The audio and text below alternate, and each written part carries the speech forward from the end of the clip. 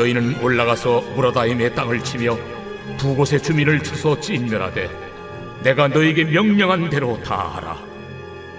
그 땅에 싸움의 소리와 큰 파멸이 있으리라. 온 세계의 망치가 어찌 그리 꺾여 부서졌는고. 바벨론이 어찌 그리 나라들 가운데에 황무지가 되었는고. 바벨론아, 내가 너를 잡으려고 올무를 놓았더니 네가 깨닫지 못하여 걸렸고, 내가 여호와와 싸웠으므로 발각되어 잡혔도다. 여호와께서 그의 병기창을 열고 분노의 무기를 꺼내면 주 만군의 여호와께서 갈대아 사람의 땅에 행할 일이 있음이라. 먼 곳에 있는 너희는 와서 그를 치고 그의 곶가를 열고 그것을 곡식더미처럼 쌓아 올려라. 그를 진멸하고 남기지 말라. 그의 황소를 다 죽이라. 그를 도살하려 내려보내라. 그들에게 화 있도다. 그들의 날, 그 벌 받는 때가 이르렀음이로다. 바벨론 땅에서 도피한 자의 소리여, 시온에서 우리 하나님 여호와의 보복하시는 것, 그의 성전에 보복하시는 것을 선포하는 소리로다. 할렐루야. 오늘도 여호와 진리의 말씀, 그 말씀이 가르치는 것 하나는 한 가지를 오늘도 우리 삶 가운데에 적용하고 동행하는 그 은혜가 있기를 소망합니다. 예레미야서를 통하여서 이 후반부에 달아라 이제 열국을 향한 하나님의 심판의 메시지가 애굽을 시작으로 오늘 바벨론에 이르기까지 이어지고 있습니다. 51장까지 특별히 이 바벨론에 대한 말씀은 50장, 51장으로 두 장에 걸쳐서 꽤나 많은 분량을 차지하고 있습니다. 하나님께서는 그 택하신 이스라엘 백성들을 구원하시기 위한 그 열심, 그 약속, 신실한 언약, 그것을 반드시 성취하는 분이라는 것을 또한 우리는 말씀을 보면 볼수록 더욱더 깨달아가고 있습니다. 그러니 우리의 인생 가운데에 크고 작은 환난의 때와 나의 죄로 인한 어떤 어려움이 혹여 닥칠 그때에 우리는 그 가운데 낙심할 것이 아니라 신실하신 하나님을 더욱 붙들어야 될 줄 믿습니다. 오늘 이스라엘을 향한 아버지의 열심이 곧 나를 향하신 하나님의 열심이구나. 나를 구원하시기 위한 하나님의 놀라운 그 뜻이구나. 그러니 곧 우리는 그 하나님의 사랑의 열심의 결정체라고 할 수 있는 예수 그리스도를 맞이하게 되는 것입니다. 곧 또 성탄절이지 않습니까? 주 예수 그리스도의 나심은 우리를 향하신 하나님의 그 사랑의 온전하신 표현입니다. 나를 향해서 포기치 않은 하나님의 그 사랑의 진심 어린 고백이다라고 우리는 할 수가 있습니다. 그래서 우리는 그 신실함 가운데, 하나님 아버지의 신실함 가운데 날마다 뿌리 내리는 굳건한 신앙에 서야 될 줄을 믿습니다. 반면에 주를 경외하지 않으며 교만한 자리에 있는 자들은 하나님은 그 죄 가운데로, 그 죄 때문에 심판을 여지없이 하시는 모습을 우리는 열 민족을 통하여서 정말로 면면히 보고 있습니다. 이 바벨론을 향한 하나님의 그 심판의 메시지가 계속해서 이어집니다. 21절에 이는 여호와의 말씀이라.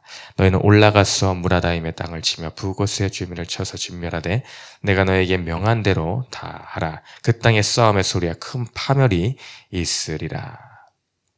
온 세계의 망치가 어찌 그리 꺾여 부서졌는고, 바벨론이 어찌 그리 나라들 가운데 황무지가 되었는고 라고 하며 기록이 되어 있습니다. 하나님께서 열국을 심판하는 온 세계 망치 역할로서 이 바벨론을 특별히 택하셨습니다. 그들에게 힘을 주셔서 강대국이 되게 하셨으며 앞에 열거되었던 나라들을 심판하는 도구로서, 심지어는 이스라엘까지도 심판하는 도구로서 하나님은 바벨론을 택하셨다. 그들을 치는 망치와 같은 역할로 삼으셨다. 이것은 얼마나 대단한 권위를 주신 것입니까? 하나님의 뜻을 따르지 않았던 자들을 심판하셔서 그들에게 징계하시는 이런 역할로 그냥 도구로서 쓰임을 받았다라는 것이죠. 그러나 그들의 결국은 어떻습니까? 자신들마저도 결국에는 도구로 사용받고 그 죄악으로 말미암아 버림을 당해버리고 마는 비참한 결과를 맞이하는 모습을 우리는 목도하고 있습니다. 오늘 성경에서 그래서 23절에 어찌 그렇게 되었는가, 어찌 그렇게 되었는가 라고 하는 안타까움이 묻어나는 그런 표현이지를 않습니까? 어찌하여, 어쩌다가 그 지경이 되었는가 라고 하는 듯한 표현으로 들리지를 않습니까? 그들이 그렇게 될 수밖에 없었던 이유가 분명하게 기록이 되어 있습니다.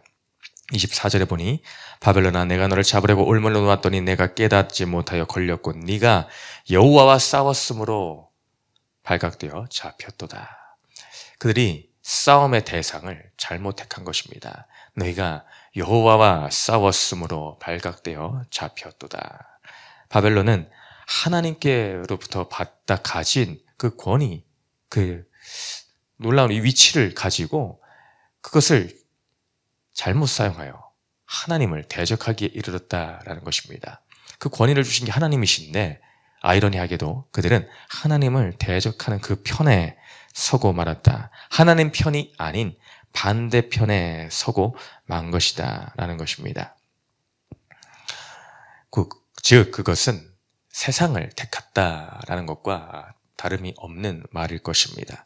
야고보서 4장 4절 하반절에 보면 그런즉 누구든지 세상과 벗이 되고자 하는 자는 스스로 하나님과 원수되는 것이니라. 누구든지 세상과 벗이 되고자 하는 자는 뭐랍니까? 스스로 하나님과 원수되는 것이다. 그들은 세상, 하나님과 반대편의 것을 택함으로 하나님과 원수되는 자리에 있는 것을 선택을 하였다. 그것은 스스로 한 선택이다라는 것입니다.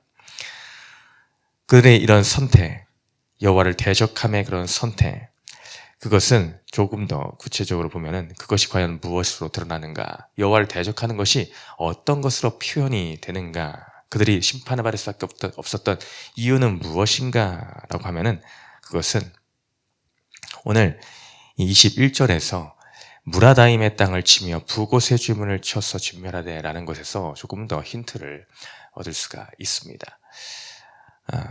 무라다임이라는 것에 대해서 해석이 조금 여러 가지가 있습니다만 그 중에 하나가 이것은 이중의 패역함을 나타낸다라는 것입니다. 무라다임이라는 표현 자체가 이중, 두 가지의 패역을 나타내는데 한 가지는 우상 숭배며 한 가지는 교만이다.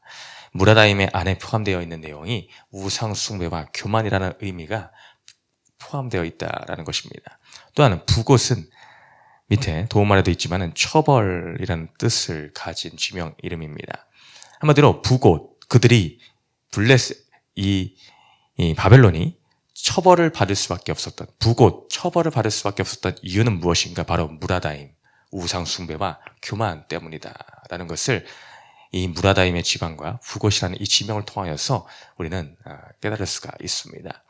그들의 우상 숭배와 교만함으로 처벌, 심판을 받을 수밖에 없었구나.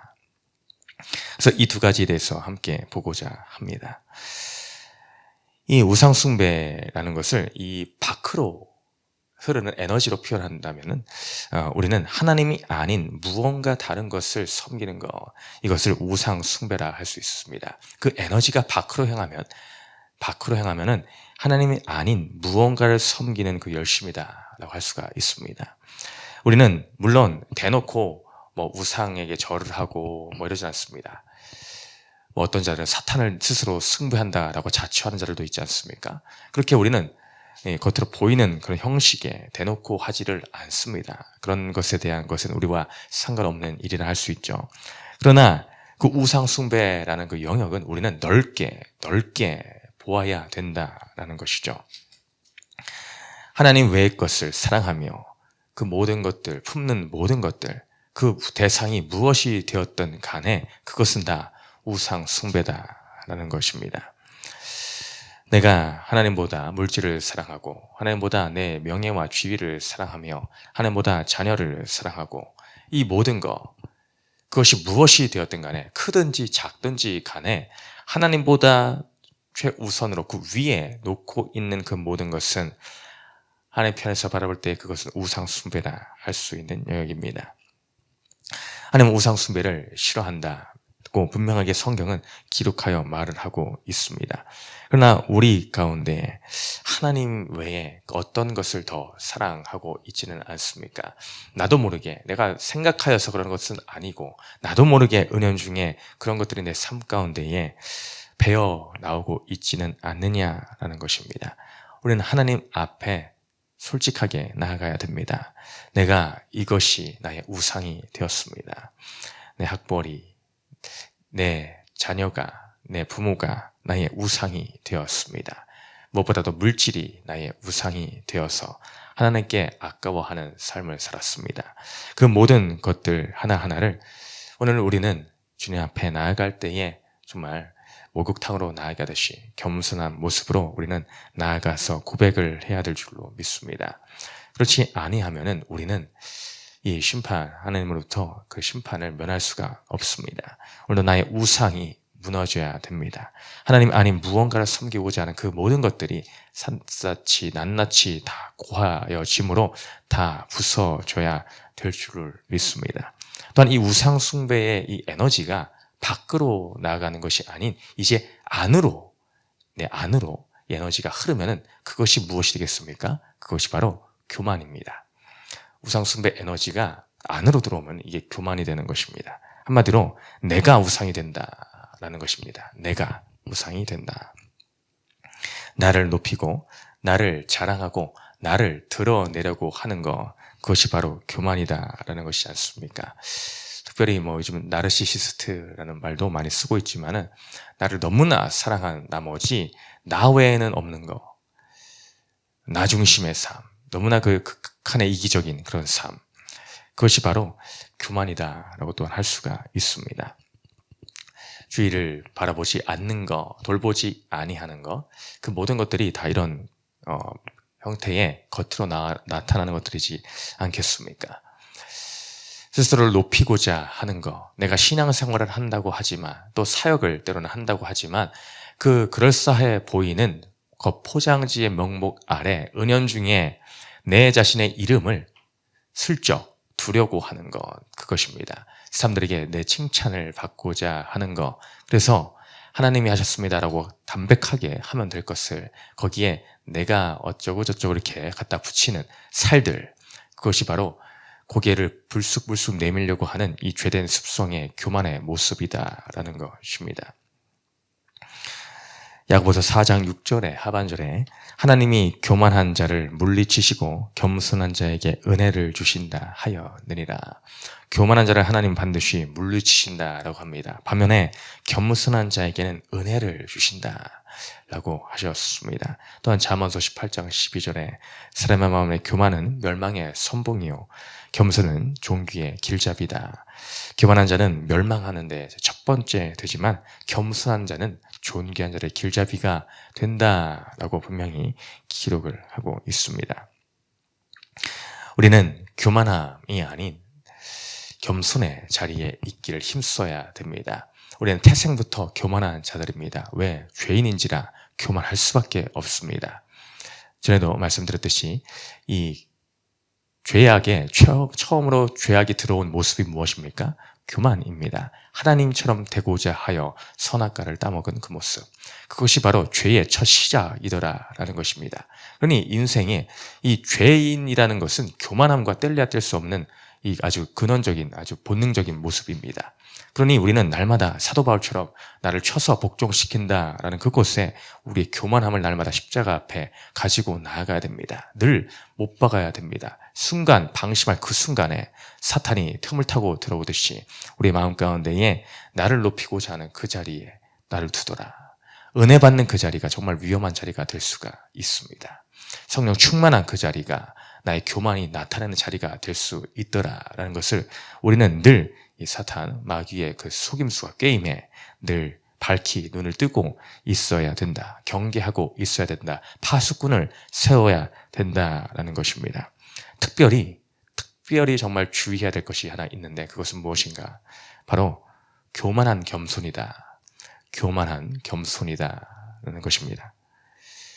저 같은 성향의 사람이 빠지기 쉬운 것이 이 교만한 겸손 중에 하나라 스스로 좀 고백을 할 수 있을 것 같습니다. 이런 사람들은 입에 달고 삽니다. 아예 아닙니다. 누가 칭찬하면 아예 아닙니다. 아닙니다. 아예 아니에요. 아니에요. 그러면서 속으로는 기뻐합니다. 아주 좋아라 합니다. 그리고 스스로 아닙니다 라고 하는 이 표현의 자부심을 때로는 느끼기까지 합니다. 아주 교만한 겸손입니다. 오히려 그것을 인정하는 것이 겸손한 자세일 수가 있습니다. 누군가가 어떤 칭찬을 하고 뭐라고 했을 때에 아이고 감사합니다. 감사합니다. 하나님의 은혜이죠. 오히려 이것이 나을 건데 그것이 아니라 누군가 하는 그런 말에 인정해주는 말에 대해서 그것을 뭔가 약간 내가 겸손해 보이려고 하는 듯이 아닙니다. 아닙니다. 별거 아닙니다. 이런 식으로 하는 것들 은연중에 내 마음에 교만한 겸손이 있지는 않는가 이것까지도 우리는 헤아려 살펴보아야 됩니다. 이런 사람들의 부류는 나의 착함이 자랑이 됩니다. 나의 착함이 교만함이 됩니다. 성품이 자랑이 되더라. 그렇기 때문에 우리는 더욱더 조심해야 된다는 것입니다. 이 겸손의 모습은 예수 그리스도의 모습이기 때문에 우리는 더욱더 닮아가야 됩니다. 빌립보서 2장 5절에 너희 안에 이 마음을 품으라 곧 그리스도 예수의 마음이니 그 이하 6절부터 8절까지 이어지는 말씀이 더욱더 중요합니다. 그렇다면 그 예수님의 마음은 과연 무엇인가? 빌립보서에서 나타내고자 하는 예수님의 마음을 품으라고 했는데 그럼 그 마음은 과연 무엇인가? 6절로 8절에 그는 근본 하나님의 본체이나 하나님과 동등됨을 취할 것으로 여기지 아니하고 오히려 자기를 비워 종의 형체를 가지사 사람들과 같이 되셨고 사람의 모양으로 나타나 자기를 낮추시고 죽기까지 복종하셨으니 그 십자가에 죽으심이라. 그 예수의 마음이라는 것은 자기를 비우는 마음이고 또한 자기를 낮추는 마음, 복종하는 마음, 죽기까지 내어주시는 순종의 겸손의 마음입니다. 그 성탄절이 다가옵니다. 우리 예수 그리스도의 그 나심이 그 겸손의 결정체, 겸손의 모범 중에 모범입니다. 다른 곳에서 별 것도 없습니다. 주님으로부터 우리는 그 겸손의 모습을 배워 오늘도 교만함, 하나님을 대적하는 그 편에 서는 것이 아니라 하나님 앞에 내 죄악을 고백하고 자복하며 회개함의 그 겸손의 자리에 오늘도 나아가는 저와 우리 공동체 되기를 주님의 이름으로 축복드립니다. 세 번째 질문 읽고 마칩니다. 시작. 오늘도 나는 하나님의 뜻에 겸손히 순종하며 살아가고 있습니까? 기도합니다. 사랑과 은혜가 풍성하신 하나님 아버지, 열방이 심판을 받는 것은 그들의 우상 숭배와 교만함의 죄악 때문에 하나님을 대적하는 편에 여호와와 싸우기로 결단함으로 그들은 심판의 길에 다다르고 맙니다. 주님, 인생이 이처럼 어리석습니다. 이것이 나의 모습입니다. 주님, 내 안에 교만함의 우상 숭배들이 제 십자가 아래 무너지게 하여 주시옵소서. 겸손의 모습으로 나귀를 타고 오신 예수 그리스도의 그 겸손이 우리의 삶이 되어서 또 성탄절을 앞두고 있는데 이 기쁨의 날 예수 그리스도를 겸손함으로 모셔드리는 우리의 모습 되게 하여 주옵소서. 감사드리며 예수님 이름으로 기도했습니다. 아멘.